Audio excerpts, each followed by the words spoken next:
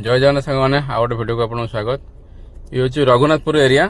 बहुत भोक लगुला तो मुझे एपटे रही जाती खायापी। देखो ये जो ब्रिजटा अच्छी ना ता सेपटे जो रॉयल लेगुन ता आगपटे हूँ मणि त्रिभुवन माने रॉयल लेगुन और मणि त्रिभुवन मझिरे आप रॉयल लेगुन जापर सेपटे जो लालचांद अच्छी नंदनकानन पटू आसिले पटिया आड़ को केटे आड़ को यहाँ बाँ पटे पड़ो। देखो मिल आमर आसीगला मोर पखाड़ खावा इच्छा था तो पखाड़ साथ चार पाँचटा आइटम देते तो एमती नॉर्मल थिला किंतु टेस्ट बहुत जबरदस्त थिला। बस खाई टेस्ट कर जातु।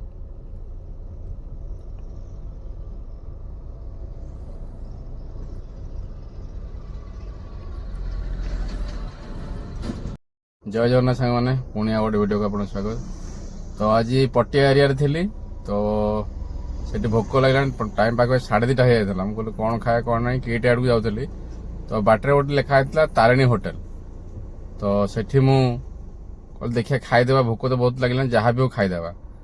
तो लोकेशन आप तो देखिले कौटी लोकेशन तो मु रेटिंग आउ खाଇବା पर किसी कहबी जे मु गरम हो कि पखाड़ मुझे जाने कौन ता भितर थिला जड़े खाऊले पखाड़ तो मत पखाड़ खाई इच्छा है तो मुझे पखाड़ आज खाईदेवा। तो से पखाड़ देते बढ़िया से मारिक देते दही आमर अदा दे पकई भूषम पत्र छुंक मार देते जोटा कि टेस्ट बहुत बढ़िया था। खाली आप भात खाईदेवे। तापर देते गोटे आलू आउ बैगण मिसेक गोटे चकटी भर्ता टाइप देते चिप्स देते आलू कलरा चिप्स दही देते बड़ी चूरा जोटा कि रसुण मारिक देते टेस्ट भल था। 4 गोटे शाग देते आउ देते भजा गोटे आलू झुड़ंग भजा।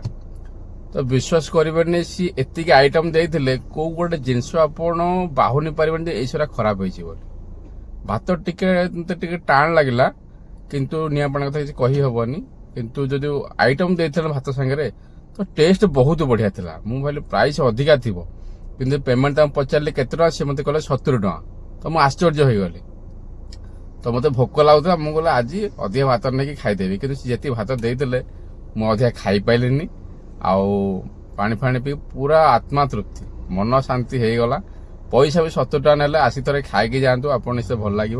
मुझे पचारि जे पखाड़ा 70 टका तो गरमटा केते तो साधारणतः होटेल देखिए गरम अपेक्षा पखाड़ 10 टका 15 टका अधिका रोचे तो सी कहल ना आमर गरम टाइप रोचे से 70 टका। तो मुझे तो गरम खाई कहीपरि किंतु आपन थोड़ा आसिक ट्राए करंतु आमर से पखाड़ मिलटा को जोटा आपन बहुत भल लगे प्राइस क्वांटिटी ये अनुसार। तो यदि रेटिंग कथा कहबी तो 10 रु 9 देवी तो पैसा आपन जमा भी लॉस हेनी। थोड़े खाई ट्राए कर जातु बहुत भल लगे आपन को।